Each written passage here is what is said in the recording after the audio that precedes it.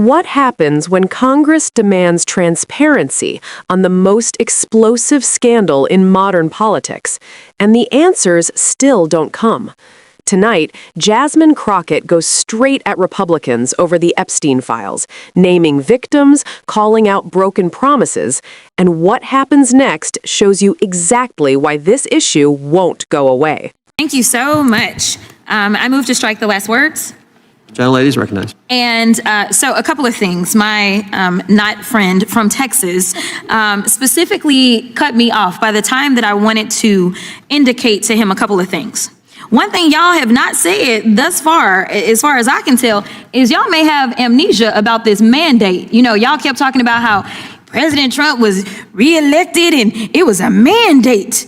And y'all aren't talking about the campaign promises. The campaign promise that he made. You see, when we had the Democrats out there, we weren't promising anything about the Epstein files. For all I know, our DOJ was invested in making sure that they could continue to reveal other people that should be held liable. Instead, it was your side that made this a campaign promise. So to now say that we are playing political games when we know that he actually ran on this is a farce. That's number one. Number two, everyone on this committee and everyone in Congress should have an issue with the fact that right now we know that Ghislaine Maxwell has not only been transferred out of her housing in Florida down to somewhere that looks probably a little bit more like Mar-a-Lago in Texas, but now there are conversations about pardoning her. So I think that the American people should have full transparency about what took place when you're talking about someone who went in front of a grand jury and was found to have enough information to go forward and indict her, and then she was convicted, and then she was given 20 years,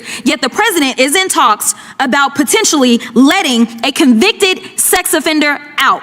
That's number two. Number three, I don't know if any of y'all took the time to sit down with any of these survivors, but let me be clear. These survivors have made it abundantly clear to us that there was cooperation at all levels of government, and they are talking about fake immigration papers. And they're talking about fake modeling agencies. For all we know, there are people that are still embedded in our federal government that allowed for this to take place, that were profiting from this. So yes, this is relevant to what we're talking about. The fourth thing that I want to say is I'm tired of y'all cherry picking one horrible event, because that's what y'all do. Y'all find one terrible situation that took place, and then you say that person's name and you wear it out and you make it political.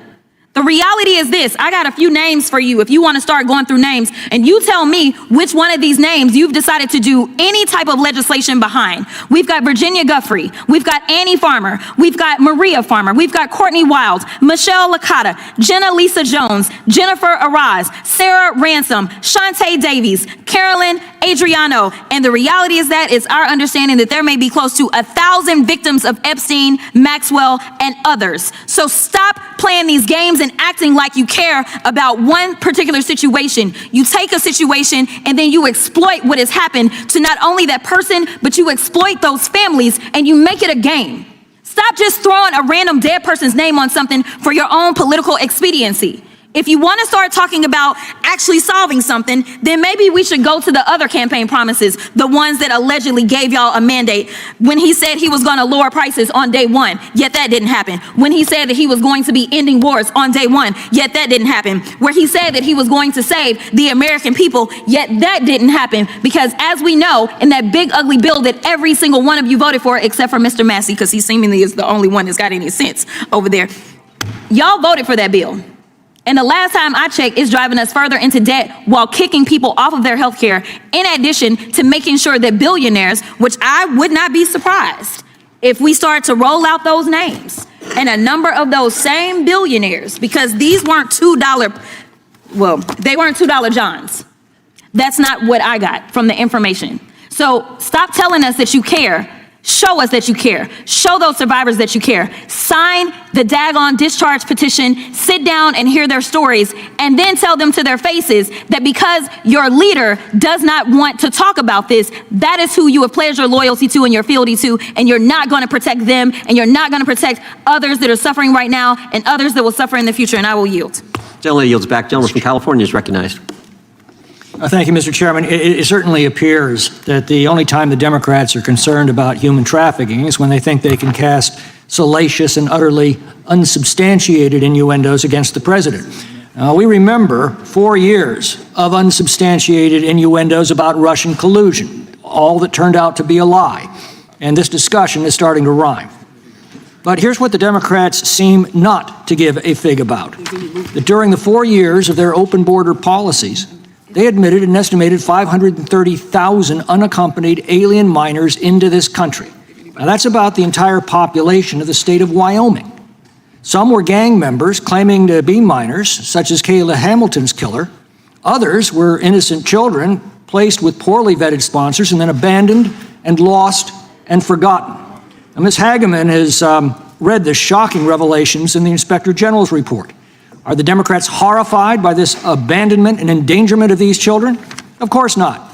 They spent 4 years defending, excusing, and ignoring these practices.